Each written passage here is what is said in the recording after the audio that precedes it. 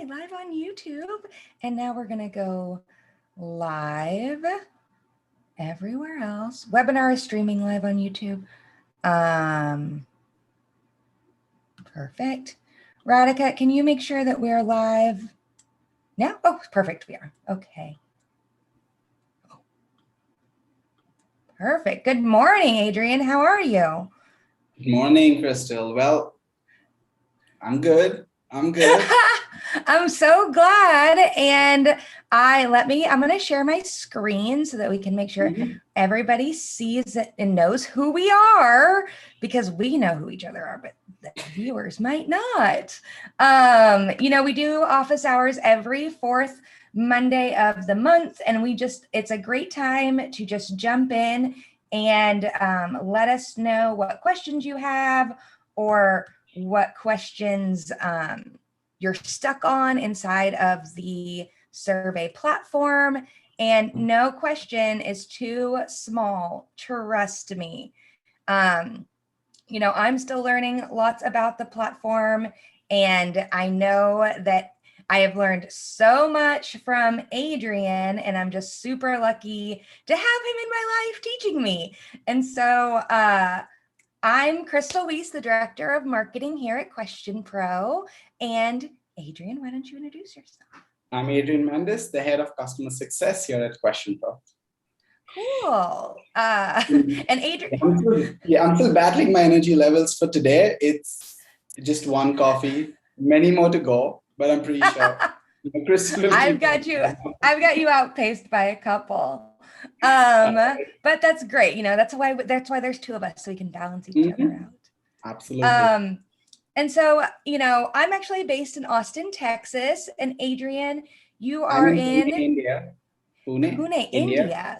For those of you who don't know, it's about 1,000 miles, not 1,000 miles, about a couple of miles away from Mumbai city, which is my home.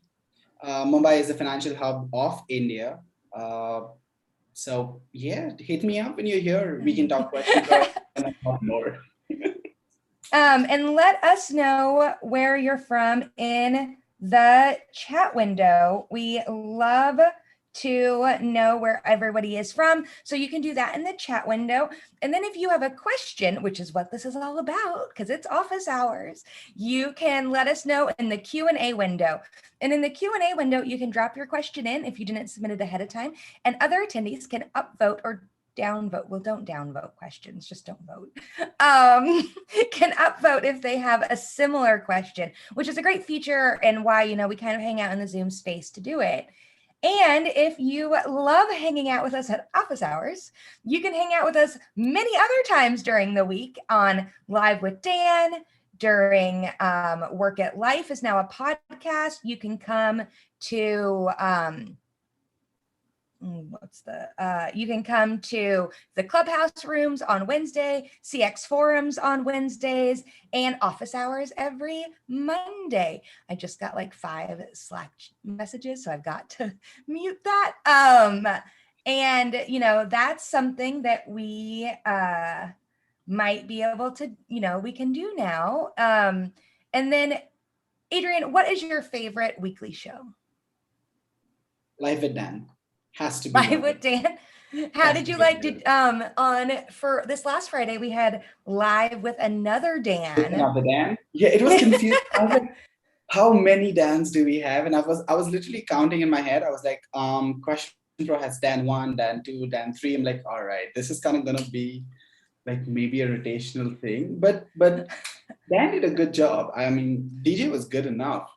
Good, yeah. I would say, but I certainly did miss Dan. I certainly did miss I think we all missed Dan, and he's still on vacation. He'll be back for our webinar on a Wednesday for our exclusive product launch of Insights Hub, which is a new product that we're releasing this month, and it's going to be super exciting. So as again, I'm Crystal Weiss, the Director of Marketing here at QuestionPro, with our Head of Customer Success, Adrian Mendes, and we are going to jump in and start answering your questions. I'm excited. I swear office hours is the only way that I passed the QuestionPro certification program. I learned everything I needed. that brings me to the exciting news. QuestionPro certification is live and available to everyone. Everyone can come in and take that certification. I think it's free for 2 more days. So make the most of it, put it on your LinkedIn badge, wear it like a medal of honor, if you will. But the certification is live, you guys. I love that. And there's 2 levels, right? So there's there's like a lower level, and then there's a more advanced level. So if you're like, oh no, I don't know if I could do it, trust me, I can do it. You can do it. I mean, pace yourself. Yeah. It's not that difficult. The whole certification, both of them are designed to exactly what you need. So if you're starting out on surveys, if you're starting out on QuestionPro, you just want to know what the details are, the quite little, background tricks are, you can do the first level, and that would really, really propel you into doing good surveys, good research, getting good data, reading your data absolutely correct, because you might have good data, but if you cannot read it, it's not going to be helpful. Then if you want to take like the next leap of faith and jump into something that advanced, then you do the certification phase 2, which will teach you all about our real high-end courses or features that we have, like conjoint, MaxDiv, Gaber Granger, Van Vesten Up. I know I'm scaring you with all those names, but it's super easy. No, something's weird with my Zoom today. So I apologize to everyone. Like the screen keeps stopping and sharing. And so that's what I was scared about. I'm sorry. No, I'm not scared of Van Westerendorp anymore. I took my certification. Oh yeah, see, that's what happens to you when you do the certification. You get very confident. Okay, well, I'm going to stop sharing my screen. And Adrian, let's just jump into question number 1. All right. So question number 1, and I'll keep bringing my screen up as we are taking the question. Okay, so, or rather, I'll let you dictate, Crystal. Well, there's too many questions. Like, where do I start? So I know. Okay. So, I always tease that you can ask us literally any question. And somebody actually did that this time.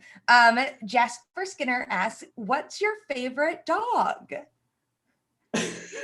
Okay. So my favorite dog is the Golden Lab.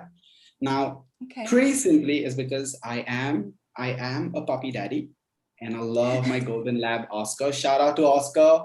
I know he's not listening, but I'm pretty sure I can show this to him, and he'd like it. So that's my favorite breed of dogs. Crystal? I love that. Mine's an Australian Shepherd. They are very known for having 2 different colored eyes, and they're herding dogs.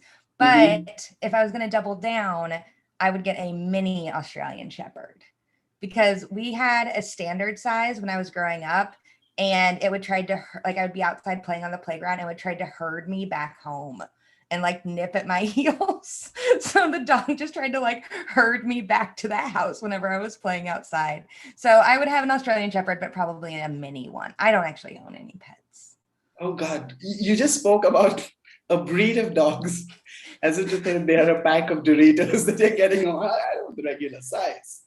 They have a standard size and they have minis. That's what happened. That's how it exists. So shout out to Jasper for, giving us a question that we're not used to and kind of kicking us off. So, there is one good question here from Andrew Rudd, who says he's using our free survey software, which is our Essentials plan, and he's having trouble distributing his survey. Now, can you walk us through when the baseline process for setting up your account and distributing your surveys? Absolutely. So you mentioned that Andrews is on the Essentials. Now, every license has its own set of process that has to be followed. I'll start with the Essentials since that's Andrew's question. When you sign up for the Essentials, you get an X number of features available to you and an X number of survey sendouts available to you.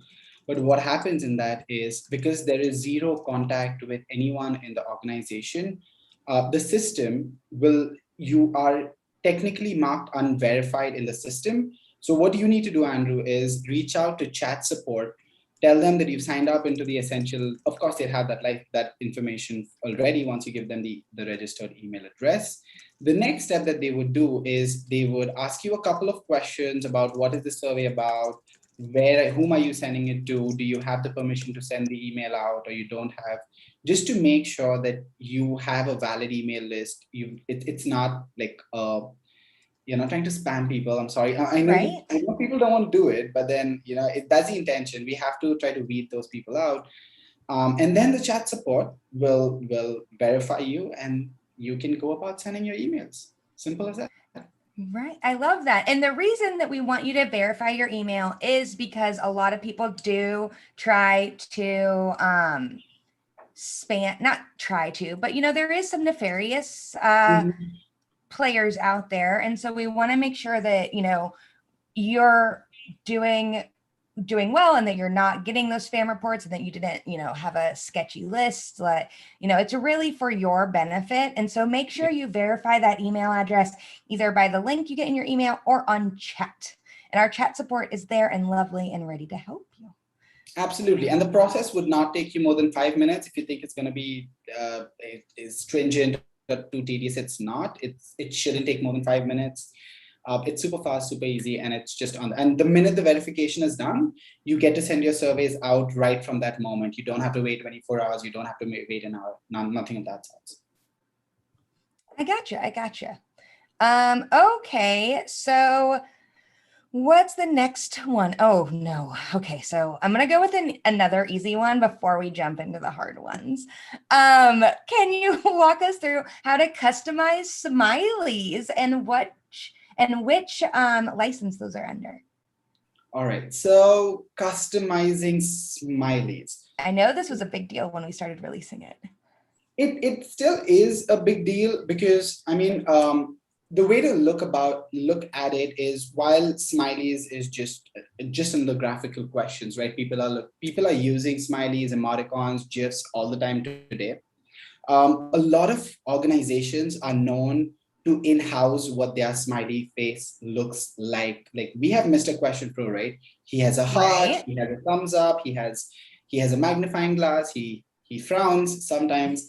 So the idea about having customized smileys, and I'm going to bring that up on my screen shortly, is that you can literally own who that smiley face is about. So you can completely make it about your organization. You can internalize it so that your respondents know exactly what that face is associated with, rather than having just another yellow smiling.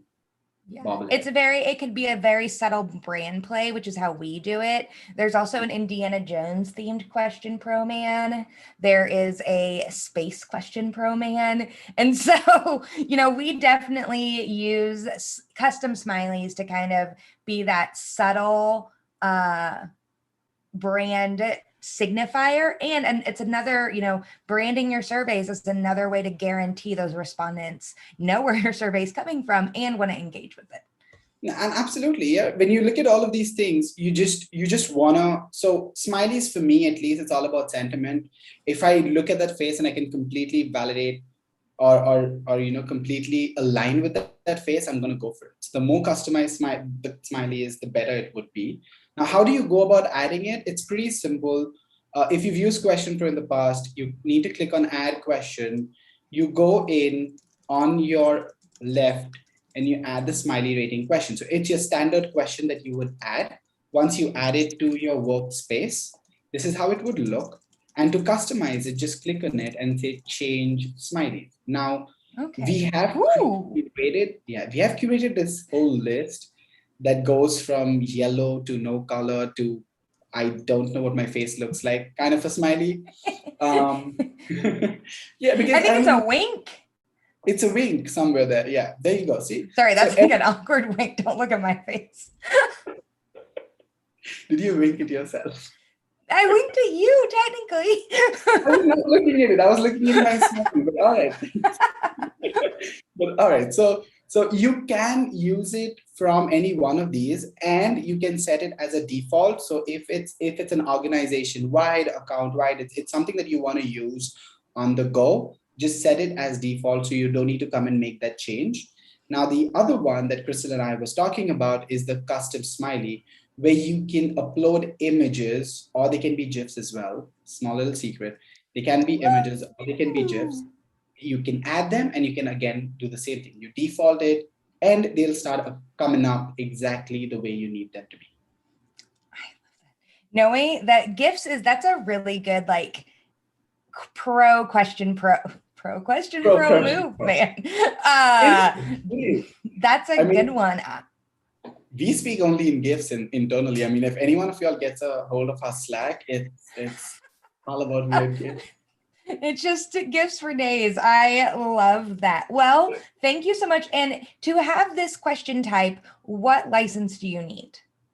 You need to be on a research license to be able to add in your own custom smileys. The smiley question will be made available to you from the advanced license onwards, but customization is made available at research license. Awesome. And if you want to learn more about our research edition license, you can let us know in the chat window, or you can hit us up at sales@questionpro.com. And Dan Fleetwood, who we were talking about from the Notorious Live with Dan, is the president of our research edition product line and would be more than happy to even give you customized GIFs of his face for the smileys if you needed him. Awesome. Well, let's get going then. Speaking of Dan and Research Edition, that's a perfect segue into our next question about best practices while conducting a conjoint study. All right. So, Crystal, don't snooze. Actually, I have a first question.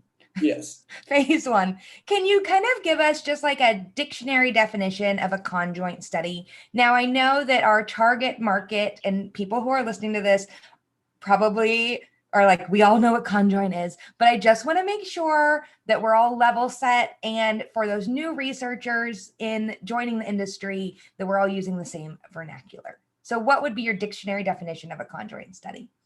My dictionary definition of a conjoint study is if you want to know which option is the best. If I have to really break it down, you have an option that has multiple levels in it, or it has multiple offerings in it, and you want to know which one is more preferred by your set of target audience, then conjoint is the way for you to go. And opposed to common notion, I mean, you just said it, right? A lot of people who do use conjoint actually know nothing about it. They've got sucked into the idea of using conjoint because the output that comes out of conjoint is fascinating. You get to learn a lot of consumer behavior just looking at the weird combinations that your consumer would actually want and prefer to see. And it's really nice to look at it. So that's where a lot of people that I've interacted with, at least, landed up on conjoint because they seen a study that had results from a conjoint study, and they went like, oh, I want that result.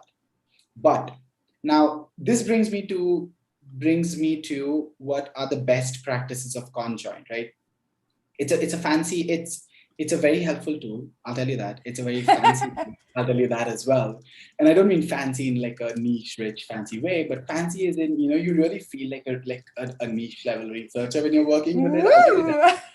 So if you want to be a fancy researcher, use conjoint. Oh yeah, absolutely. It has those, you're talking about features and feature types and levels and concepts and tasks. I mean, the person sitting in front of you doesn't know what you're talking about, right? So you elevate yourself immediately. But besides the point, so number one practice for a conjoint is you have to know your objective. Identify what your objective is. What do you want to achieve out of doing that study, right? So that's your objective. Once you do that, then you look at whether the conjoint fits your objective or no. I know a lot of people who get into conjoint and say, I want to do this and I want to achieve that. But both of them are not compatible with each other, right? So you have to always start with what your end goal is and see whether everything that's needed for your end goal matches or sits with what a conjoint is about, right? That's the first thing that you'd always want to do. Now, the next practice that I would say is understand your levels, understand your features. So a conjoint, a very well constructed conjoint, is all about the offerings that you're going to give, right? So Okay, for so your levels example, of offering. exactly, your levels of Okay. offering. Understand the ones that are important and understands the ones that are not important. Like for example, if I put up a car, right? We take a car model. Is color important? Is seat arrangement important? Is engine power important? Is the emissions important? Is the price important? Is the road type important? Is the ground clearance important? You want to know which feature is the one that's more important and that you want the conjoint to drive off, right? Any Mm-hmm. product has a lot of offerings, but we all know that the priorities will always be a few. So if it's about a car, for me, I want to look at the mileage that the car is going to give me, because I need it to be fuel efficient. That's number one. Number two Okay. that I'm going to be wanting is quality records for the car, right? I want to make sure that this car, if someday I fall asleep at the, not that I would, but if someday I fall asleep at the driving wheel, I want to know that I'll be all right. So the safety features are Right. all there. The technology is all there to keep me safe, to keep me going. And what the next thing that I'm going to be looking at is the price. Is the price a good match for the quality and the engine power and the fuel economy of the car? Is it matching my budget? Right. So these are the ones. Now, that being said, there are the other ones, like color of the car is really important. The I upholstery in the once car. owned a car without cup holders, and I will never do that again. Oh yeah, right. So you So, kind cup holders, insurance, how much does insurance cost? there you go. So cup holders, insurance. Now these all can be your secondary questions. They don't need to be in the conjoint, because if you really like a car, it meets your primary needs. You probably will buy it and then put an add-on in it, right? That Yes. doesn't define the car. So a conjoint is about that. What defines the product or what defines the service is what's needed in the conjoint. That's best practice number two. Best practice number three is, so the way QuestionPro offers it, we offer it in random, we offer it in a design format, and we offer you conjoint in a way you upload details up to the system, and then you can run conjoint the way you want it. Now, if you are, now again, when you're trying to create those designs, there is some inherent knowledge that is needed. Not everyone has that, and that's actually okay. That's completely acceptable. So you rely on the system to do it for you. Okay.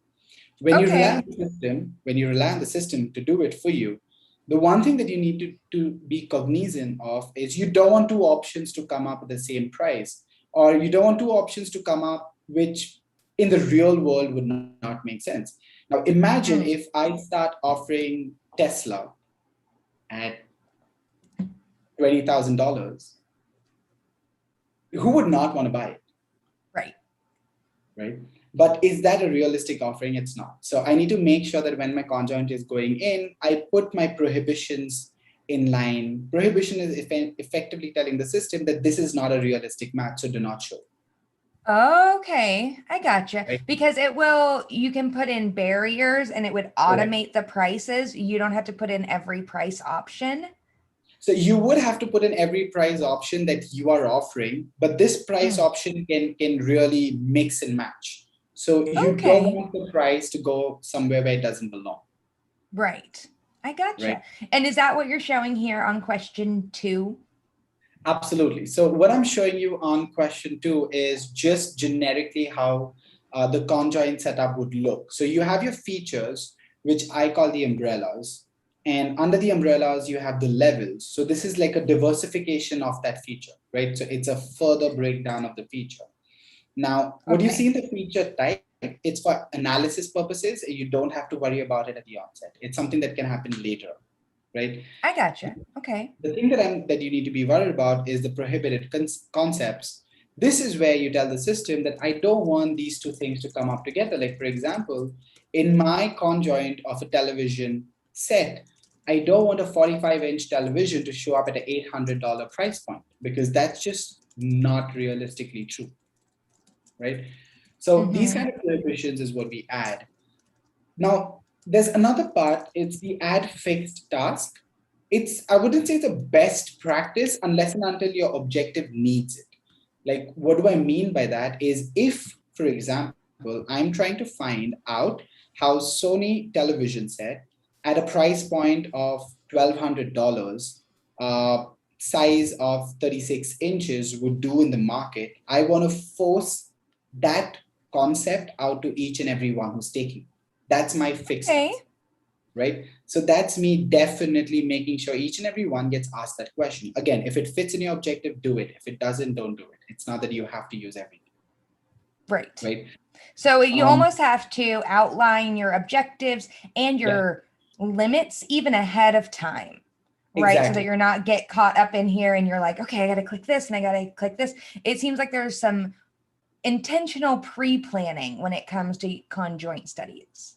Absolutely. There has to be an intentional pre-planning when it comes to conjoint studies. Otherwise, you might land up with data, you might land up with conjoint study done, but that data set is going to be so far stretched out that you wouldn't even know how to start analyzing. Sounds good. All right. Now, the next thing that you need to be careful of is your task count. Now, what do we mean by a task? A task is a page, right? A task is directly is proportional to a page. When you set the task count, keep in mind how long your survey is. So if you already have 5 pages worth of questions that are going to be asked, and then a conjoint is an add-on, you are adding 5 additional pages. Think about it. Your respondent is going to be super fatigued doing 10 pages. Yeah. Right? You don't want that. So whenever you're setting the task count, it has to be evaluated in the overall page count of your survey. So you're understand that it has to limit the size of your survey. Don't keep it super long. Don't keep it super intensive on their brain, because at one point they just give up and start giving you random answers, or worse, drop out, right? That could happen. So be very aware of the task count that you set. That's really important. The other factors, or the other best practice, is always do a soft launch. Have a minor, small little set on the conjoint and see how the data has come out, so that you can analyze it well. In that small little subset, if you can analyze and understand what's going on in the analytics, go ahead with the full launch of your conjoint. If it's very difficult to understand the data that's come in, guess what? If that data set increases, it's going to be impossible. So you can go back to the drawing board and change your conjoint to meet your analytical needs and proceed with caution at that point. Proceed with caution. I always say that when it comes to conjoint. It's a fascinating tool if you do it right. Yeah, okay. And can you give us a use case of someone, like maybe even a customer you've helped? Obviously don't name names, but give us like a example of, a great conjoint study you've seen done. Okay, I'll give you, so we did a lot of these examples. I'm not going to name names, but there is a certain product offering and the client wanted to know that what is an acceptable combination of that product offering in the market. So it's an existing product, right? And they were going through change in pricing, if you will. Now they wanted to know what are all the factors that will impact the pricing. So what combination will their end consumers who are consuming the product today will be open to paying a higher price? So they did a conjoint. They did a conjoint with all the features that they thought are primary, like the kind of packaging it is coming in, the number of units available inside that package, any nutritional add-ons given to the packaging, right? Those were the questions, and the price point, of course, that they were trying to test out. That how much can we go up or how much can we go down?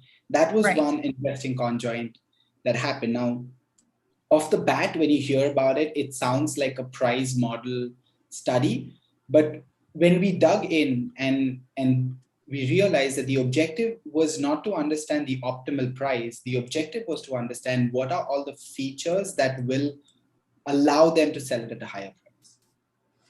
Interesting. Right?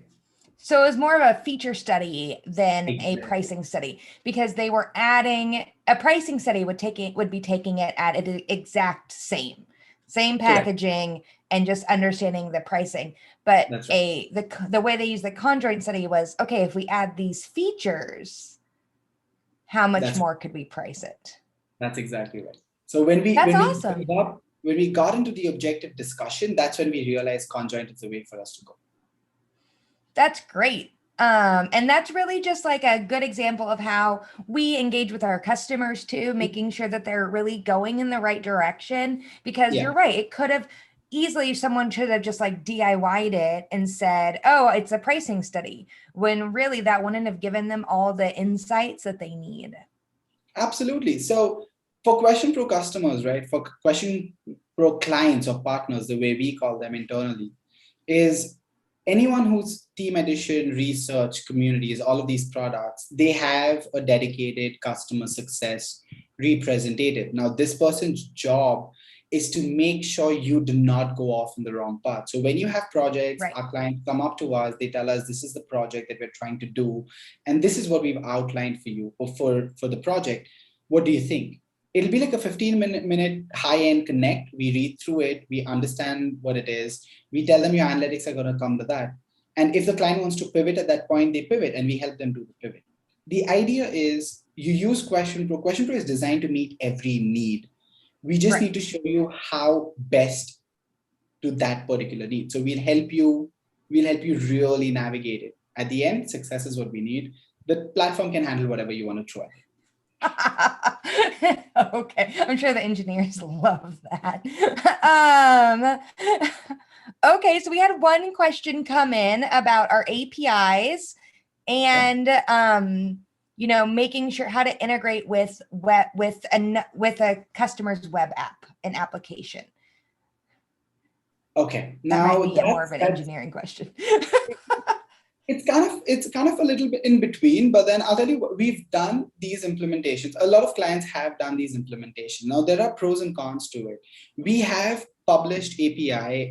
It's in the API link with all of the details of getting a survey, getting the data, pushing data back into the servers, getting just a classification of the data type, really drilling down the response. You can do all of those things. You can also pass additional information into a survey and then trigger that survey. So all of those APIs are there. They're all published on our API dedicated. So it's a V2 API dedicated page. All of the details are there. Now, if you're talking about integrating the survey module with an app, right? Now, this is a downloaded app in people's phone. What the API will do is it will always try to exit the app and it will open the browser. Or if you have a browser enabled inside the app, then the browser will be invoked and the survey will run. Most important factor for all of this is you need internet. If there's sketchy internet, if it's spotty internet, that connection will cause a problem. The survey might not open up and your respondent or whoever's using the app might get stuck trying to, get stuck in between, close the app, open the app. It's not a good experience. So always plan for that additional kind of a problem, because as you know, a lot of people are using network from home. So we do have spotty internet sometimes. Yes, I'm aware. Every time we do one of these, I kind of like cross my fingers, depending on how many people are in my household or online. It's like, no streaming, no playing games. That's great. Thank you. And it looks like we dropped that link into the chat window where you can explore that and really jump in there. So let's lighten it up a little bit. And tell me. Ooh, this is a good one. Here we go. So someone submitted, I'm conducting a survey that might be answered by some respondents with disabilities. Do I need to do anything specific to enable accessibility, or the survey will be friendly to the respondents on its own? Okay, so when you say disability, I'll assume that it is disability with even trying to get an online survey answered. I would say We have the 508 compliance. It's a compliance for the United States, but it's a very good way to make your survey even more receptive to keyboards, to assistant devices, to voice recognitions. So if it's a precautionary measure, the survey by itself is already programmed to be keyboard friendly, right? It's also designed to be mobile friendly. So it will automatically change its shape, size, all of those orientations, resolutions, all of that will be taken care of. But as an extra precautionary step, I would say switch on the 508 compliance so that if someone's using an assistive device, that device can also properly navigate around the survey space. And where do they switch on 508 compliance? So for the 508 compliance, you would have to go in the drop down, and I need to bring up my screen. Keep forgetting to do that. Well, we keep switching back and forth, so it's okay. Okay, so where do we go? You need to switch it on in your compliance section. So it'll always be in your profile because that's an organization-wide kind of offering. Do it on and off based on the green light. So click on it, let the drop down come up. You'll see compliance immediately over there. Toggle that on. Wait for it. And this is where you can, the accessibility is where you need to come and switch on the 508 compliance. Awesome. That's great. And I know that we've been doing a lot of work. Our UX team has been doing, our user experience team has been doing a lot of work with keyboard navigation and like just all the things going into that. And so we're so thankful that now everybody can, answer questions, and really, we have a lot of nonprofits that use our system too. And so we want to make insights accessible for everyone at the end of the day.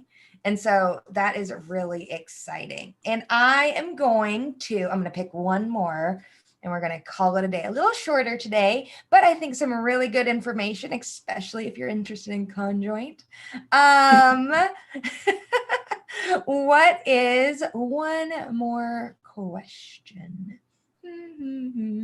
I have a whole list now too. People are so good about submitting them, and it makes it really exciting. Okay. Let's do, this is good. We haven't talked about analysis or dashboards at all. So after you do your conjoint study or after you do your survey, can you schedule dashboard reports to go out to specific stakeholders on specific days? You can. The simple answer is yes, you can. Now, the long form of the answer is, so you can schedule automated reports, downloads, FTP uploads, all of those. The person getting the email doesn't need to be a QuestionPro user. You can create like a distribution list, if you will, have it sent out to that dedicated list. You can do all of that. It's in an option. Now, again, depending on the license that you are, it starts from the advanced license. From the paid licenses, everyone has access to it. But then the amount of access that you have will vary based on what license level you are on, but all the license will allow you to do it.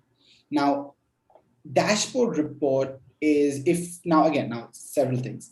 The analytical one is in the first dropdown, which is the manage data. And there you go, that's a scheduler. You come in right there and you can schedule as many reports as your license allows you to do, either for that one survey or for any number of surveys, it wouldn't matter. Always use, before I go here, I want to put a small plug. Anytime you all face any problems, the little small blue question marks are right there for you to use. They are frequently updated by all of us on the client's team, by the product team, by the support team. So any one of us spots anything new, we go and add it in there immediately. So make sure you use it. Coming back to the auto scheduler, click on here, give it a name so that you understand what it is about. Select the kind of report that you want from the drop down. It's an extensive drop down. You can arrange the columns in case it's a specific, you're going to use this report for an upload somewhere in some external system. You can arrange the columns, pre-arrange the columns.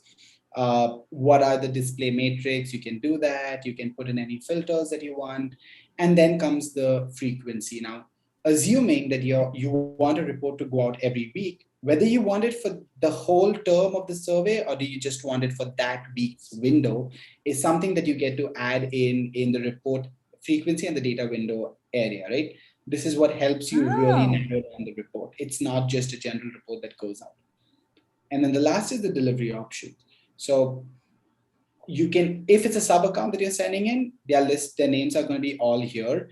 If it's a notification group that you're trying to send, then you need to go to the notification group. And for all of the groups that you have created, they will be visible here.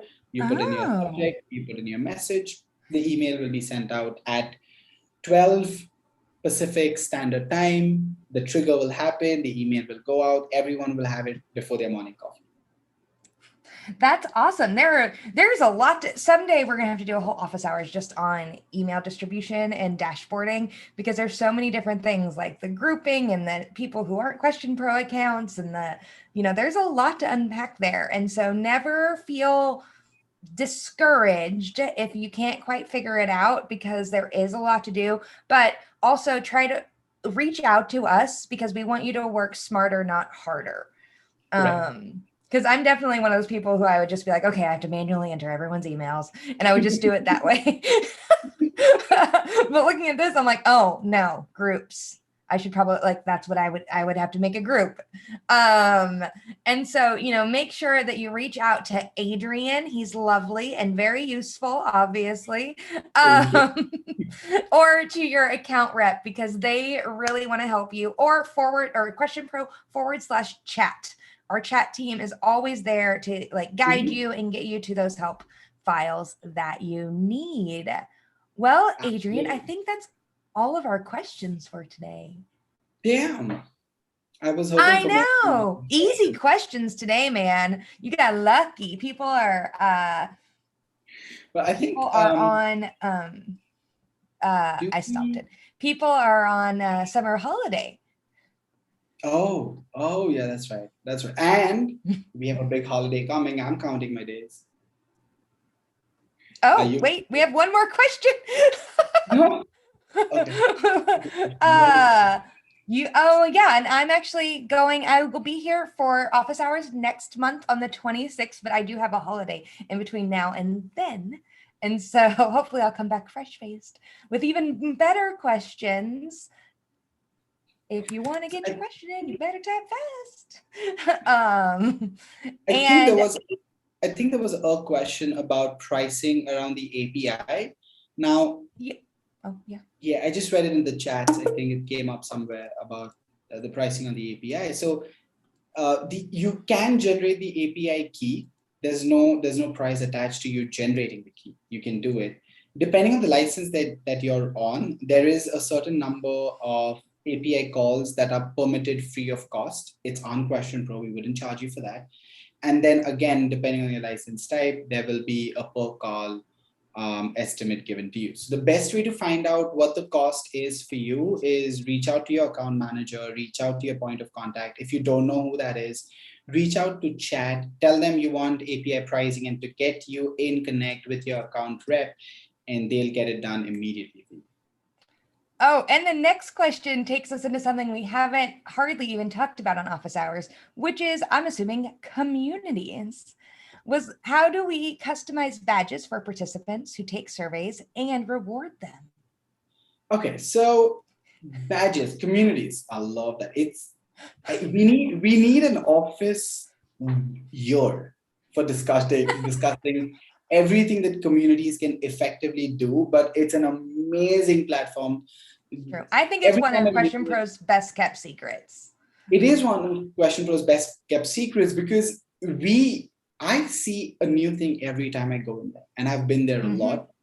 But then, okay, so how do you change the badges? The simple answer to that is we don't permit for changing the badges, if you will. And I'm trying to pull up communities straight up. Rewarding, however, we have a tie-up with a rewards vendor. What you can do is you can create an inventory of all the rewards that you want in your community. It can be Amazon, it can be regional also, right? This was something new. It can be Amazon.com that caters to US and Mexico. It can be Amazon.ca that caters to Canada. It can be Amazon.uk that caters to Great Britain or UK. Regionally distributed rewards can be set up. The next step for you would be to add inventory. Think about it like an actual mom and pop store where you have your racks and then you actually add in all of the inventory in there, and then whoever wants to claim a reward based on the points that you've given, they can come in and claim a reward. As the inventory depletes, the system will trigger a message at 80% to let you know you're at 80%, you need to restock, you need to get the fuel running, and then the rewards will start coming in. Now, you can change, talking about badges, that's a good way to get the engagement up. The icon will remain the same. You cannot change the icon. But what you can do is you can change what it is called. And you can change the number of points that are giving. When you can literally treat it as milestones. It works on a system integrated algorithm. So you can change what it is called, and you can change who gets it or how many points they get when they earn a badge. Okay.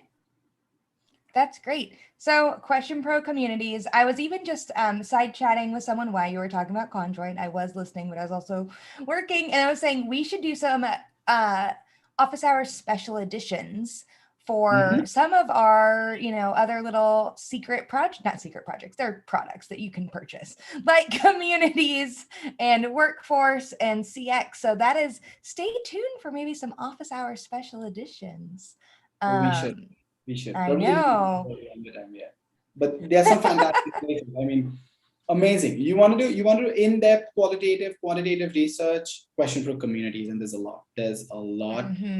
And don't even get overwhelmed, because guess what? We know how powerful these tools are. So we have an entire team of people who are there to guide you through the design, implementation, setup, managing everything. We have really good experts in-house that will really talk to you month on month, tell you what's going good, what's going bad. You won't even have to reach out. They just keep reaching out and telling you, hey, you're doing good, hey, you're doing bad, or whatever it is, right? That brings us to workforce. It's all about, I know we used to say workforce it's for your employees, but the way we call it, I think in QuestionPro, is your internal stakeholders giving you feedback on what they think about you. It's about your culture, it's about their assessments, it's about the reviews, it's about an actual person's life cycle who is making your organization what it is. That's workforce. And we do all of that for you. CX is the people who are paying our salaries. So if you want to know what's going on over there, people who are keeping the lights on, who are making sure that our revenue is going up, and everything is going on. If you want to know what's going on with them, and you want to reach them without them having to explicitly come and give you feedback, that's the best way for you to go about and do CX or add CX to your large feedback chain.